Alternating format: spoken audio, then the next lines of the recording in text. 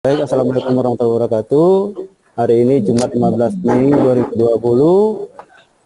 Saya dan Bu Agista akan membawakan presentasi judulnya tentang jenis-jenis pembangkit listrik yang akan dimulai oleh Bu Agista sekarang. Bu Agista sudah siap?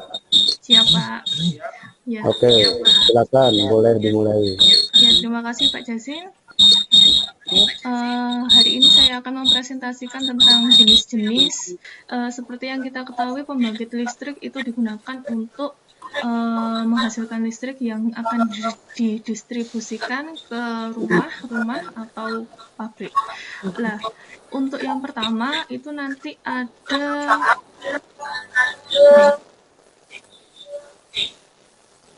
Tidak sukses. pembangkit listrik tenaga air. Untuk pembangkit listrik tenaga air, ini tenaga utamanya menggunakan air. Nah, untuk macam-macam PLTA-nya sendiri, ini nanti ada berdasarkan ketinggian. Kalau tidak, nanti menggunakan arus untuk menghasilkan listrik. Kok bisa menghasilkan listrik ini bagaimana? Contohnya seperti air mengalir, itu nanti akan menggerakkan turbin.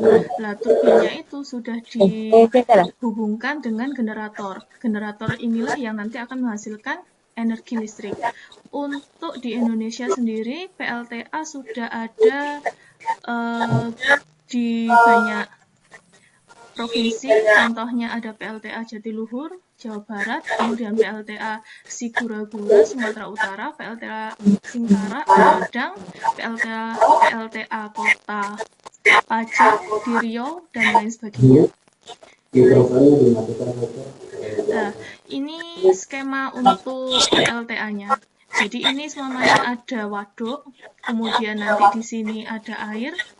Lah, airnya nanti akan mengalir dari sini, kemudian nanti ada turbin atau baling-baling. Nanti baling-balingnya ini akan berputar karena ada air dari yang tinggi nanti ke rendah. Terus nanti karena turbinnya ini dihubungkan dengan generator, maka akan menghasilkan listrik. Lah, listriknya nanti akan didistribusikan ke rumah-rumah. Kemudian untuk yang baru di Indonesia itu nanti ada pembangkit listrik tenaga bayu atau angin. Jadi tenaga primernya ini angin. Dan untuk di Indonesia sendiri sudah ada di Kabupaten Sidenreng, Rapang, Sulawesi Selatan. Ini termasuk PLTB terbesar di Asia Tenggara. Dan masih dalam proses dan masih PLTB yang lain masih dalam proses pembangunan. Ini nanti seperti yang kita ketahui, penggunaannya masih belum banyak dan tidak bisa dilakukan di sembarang tempat karena harus ada standar lokasi khusus seperti ketinggian, kecepatan, dan lain sebagainya. Di Indonesia sendiri sudah ada 24 tempat yang potensial untuk pendirian PLTB yang baru. Ini skemanya. Jadi ada baling-baling di sini, kemudian nanti baling-balingnya ini atau turbinnya langsung dihubungkan dengan generator dan akan langsung menghasilkan listrik.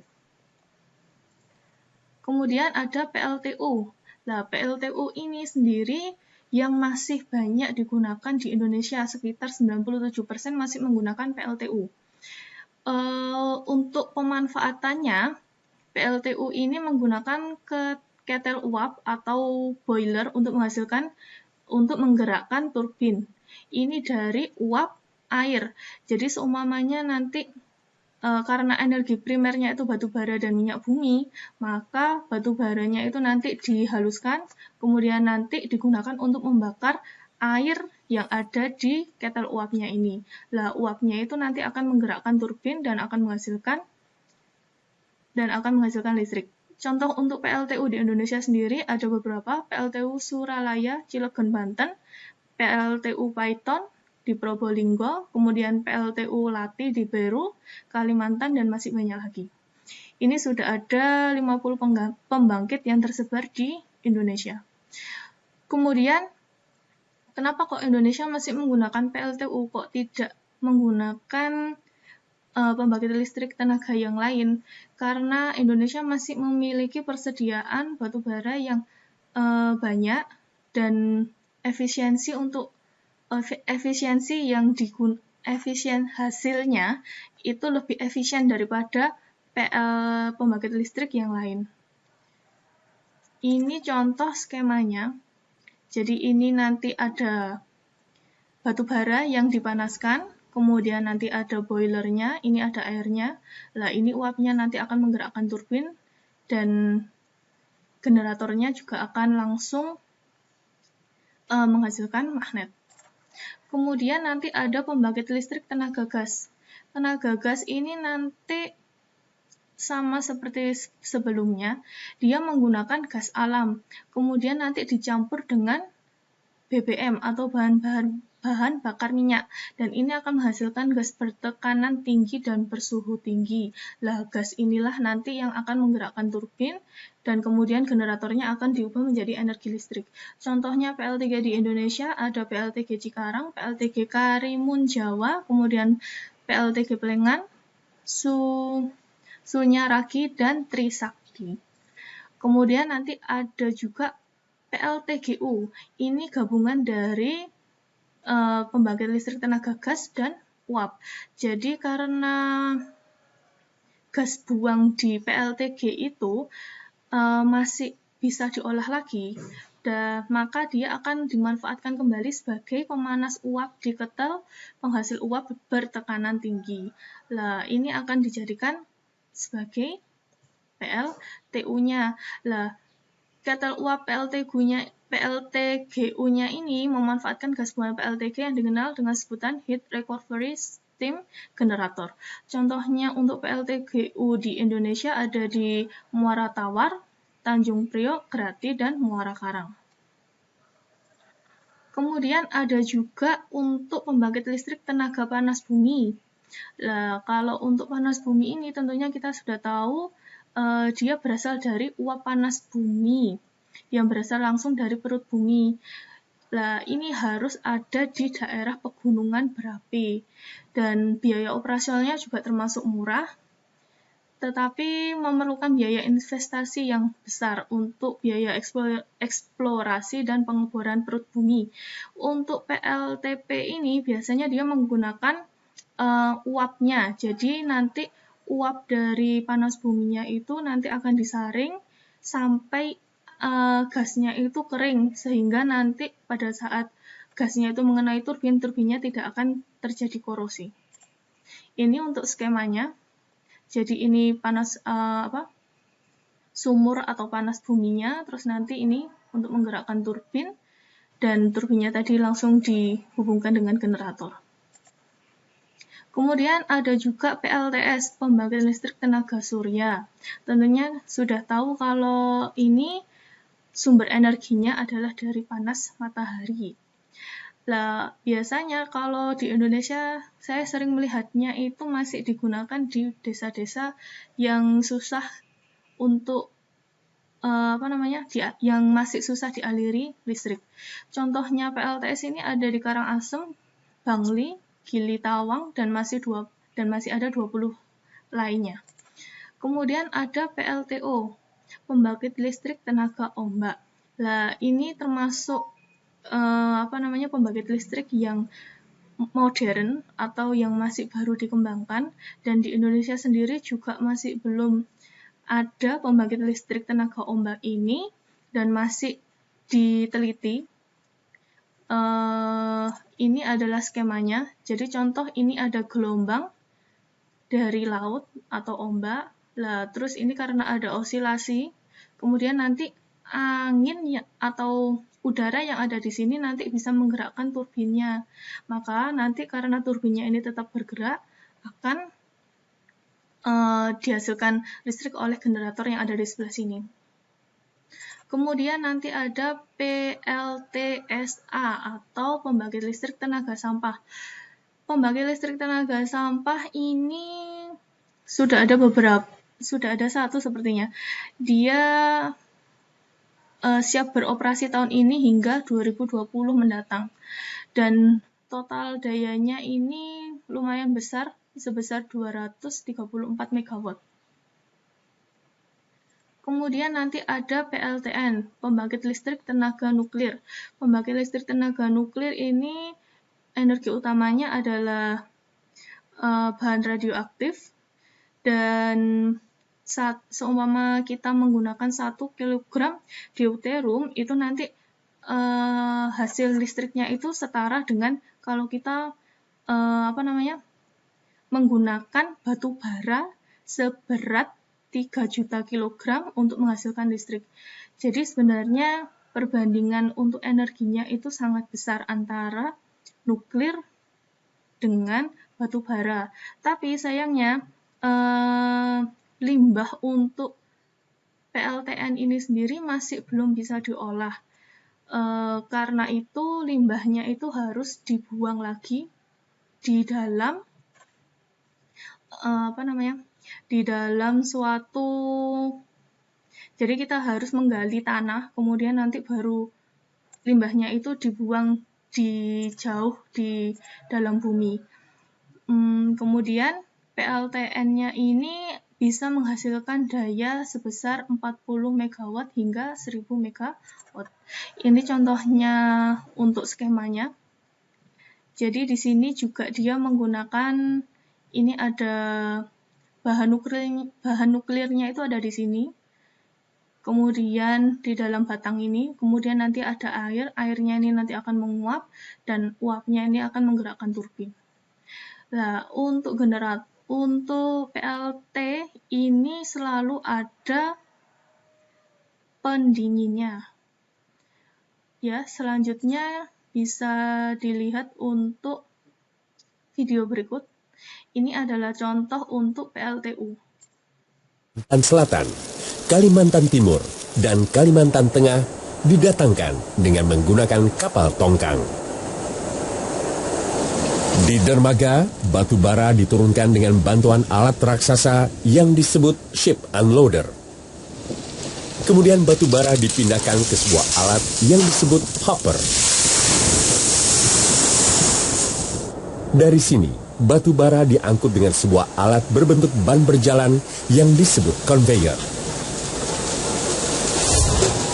Dengan conveyor, batu bara diangkut menuju tempat penyimpanan sementara atau bunker. Ya, jadi batu baranya Dari bunker, batu bara kemudian dibawa ke coal feeder untuk digiling menjadi serbuk halus. Batu bara yang datang atau yang kami terima berbentuk bongkahan.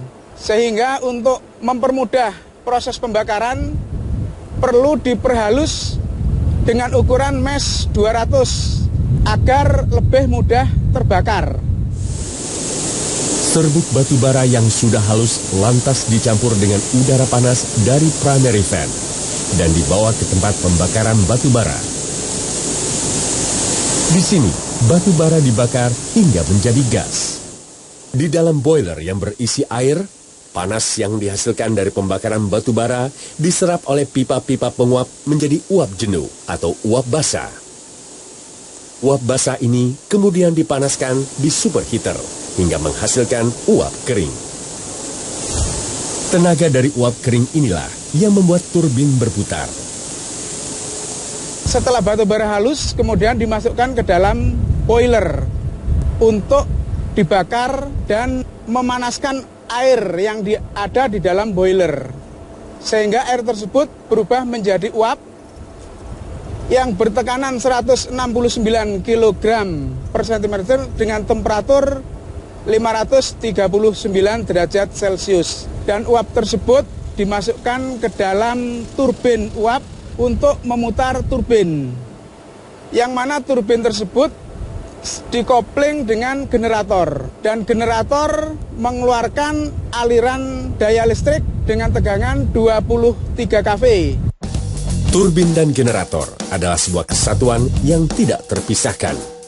Semua pusat listrik memiliki turbin sebagai penghasil gerakan mekanik. Energi mekanik ini diubah menjadi energi listrik melalui generator. Untuk listrik Jawa, Madura, dan Bali, putaran turbin disamakan pada 3.000 putaran per menit. Ini ada alasannya. Karena turbin ini satu poros dengan generator. Dan generator kita itu, sistem jaringan kita itu adalah frekuensinya 50 Hz yang identik dengan putaran 3000 RPM. Listrik dengan tegangan 23 kV kemudian disalurkan ke generator transformer dan dinaikkan tegangannya menjadi 500 kV. Listrik dengan tegangan sebesar inilah yang disalurkan ke sistem interkoneksi Jawa Madura Bali melalui saluran udara tegangan ekstra tinggi 500 kV. Jadi dari 23 kV dinaikkan tegangannya menjadi 500 kV agar bisa sinkron ke sistem jaringan tegangan ekstra tinggi sistem Jawa Bali yang terbentang mulai dari Suralaya sampai ke Paiton di Jawa Timur. Uap kering yang tadi digunakan untuk menggerakkan turbin tidak dibuang begitu saja. Uap ini dimanfaatkan kembali. Caranya dengan mengembalikan uap panas ke dalam boiler untuk dipanaskan ulang di sebuah alat yang bernama reheater. Tujuannya untuk menambah kualitas panas uap. Setelah dipanaskan, uap bekas kemudian dikembalikan menjadi air di kondensor dengan pendinginan air laut. Air kondensasi ini akan digunakan kembali sebagai air pengisi boiler. Begitulah proses ini terus berulang setiap harinya. Batu bara yang masuk ke dalam bunker dan digunakan sebagai bahan bakar penggerak mesin haruslah batu bara murni. Ia tidak boleh tercampur logam apapun. Disinilah pentingnya sebuah sistem yang disebut magnetisasi atau magnetic separator. Sistem ini memisahkan batu bara dengan logam sejak batu bara diterima.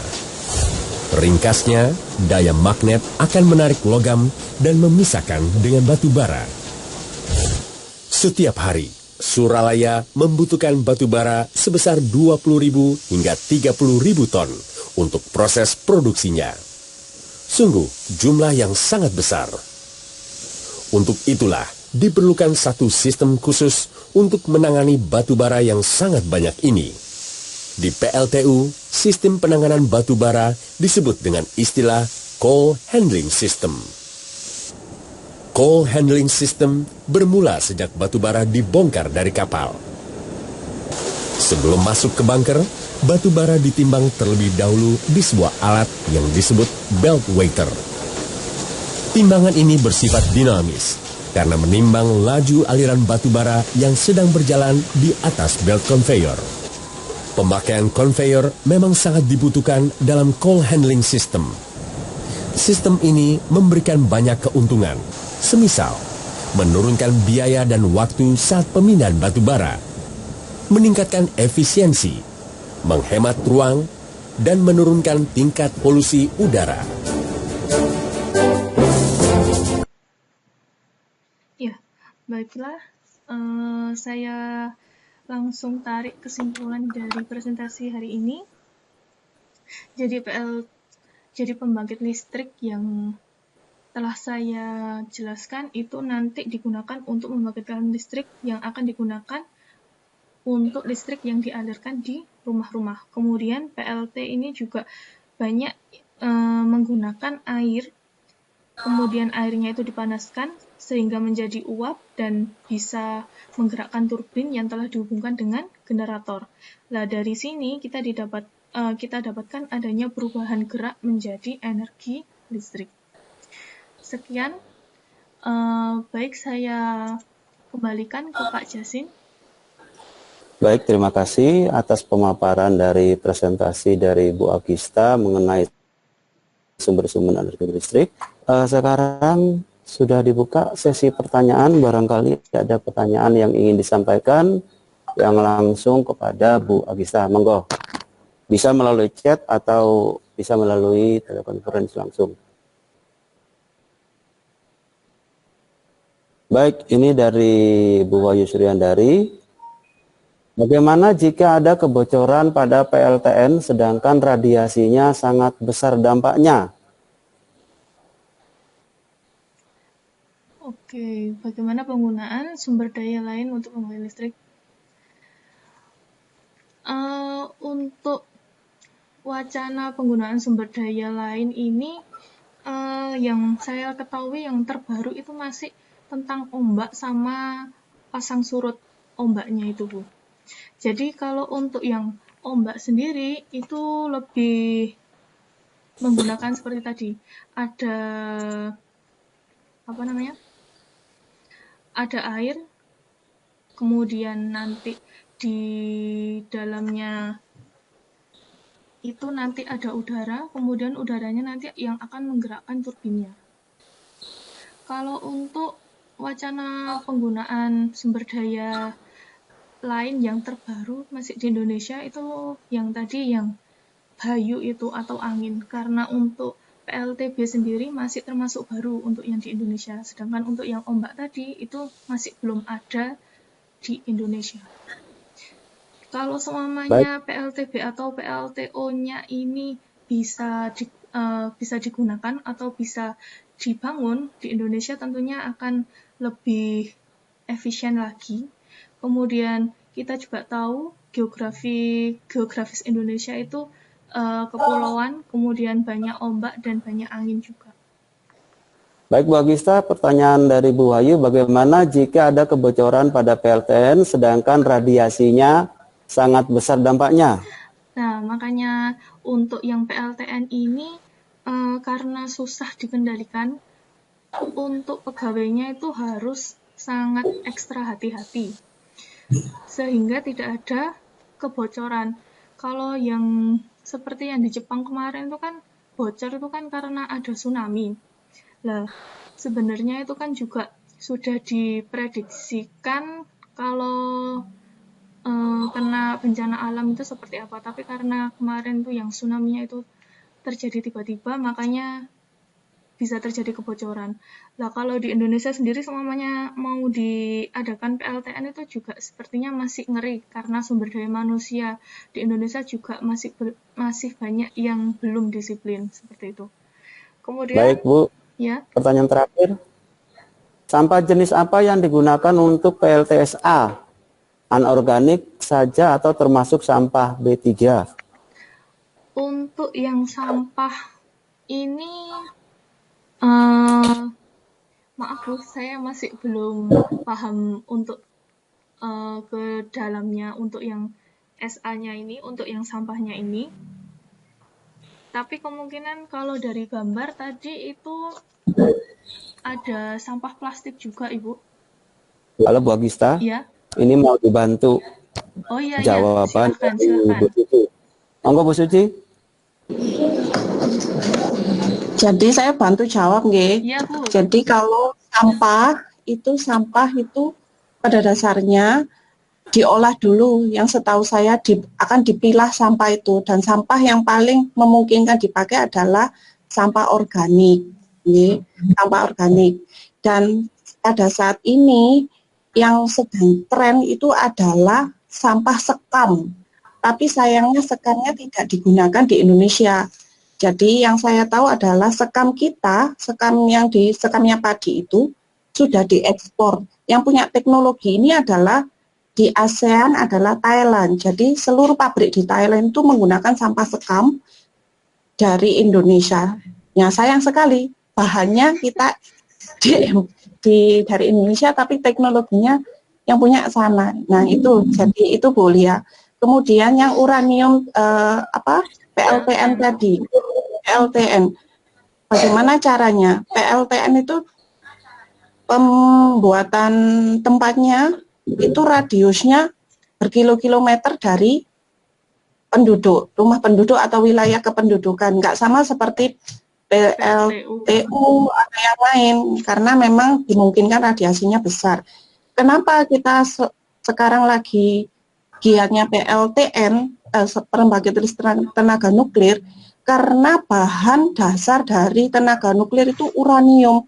Nah, Indonesia itu kaya sekali dengan uranium, dan uranium inilah yang diekspor ke Jepang. Hampir lebih dari 50% sumber daya PLTN di Jepang itu impornya dari Indonesia. Sayang sekali kan? Berarti kita punya bahan tapi kita tidak menggunakan teknologi. Itu Bu dari saya. Terima kasih. Nggih, matur suwun Bu Suci. Baik, saya rasa durasi membatasi pertemuan kita hari ini. Jadi atas partisipasi para peserta Bapak Ibu sekalian, saya ucapkan terima kasih, dan terima kasih juga kepada Bu Agista yang sudah menjabarkan panjang lebar tentang materi sumber-sumber kasih. Assalamualaikum warahmatullahi wabarakatuh. Waalaikumsalam warahmatullahi wabarakatuh.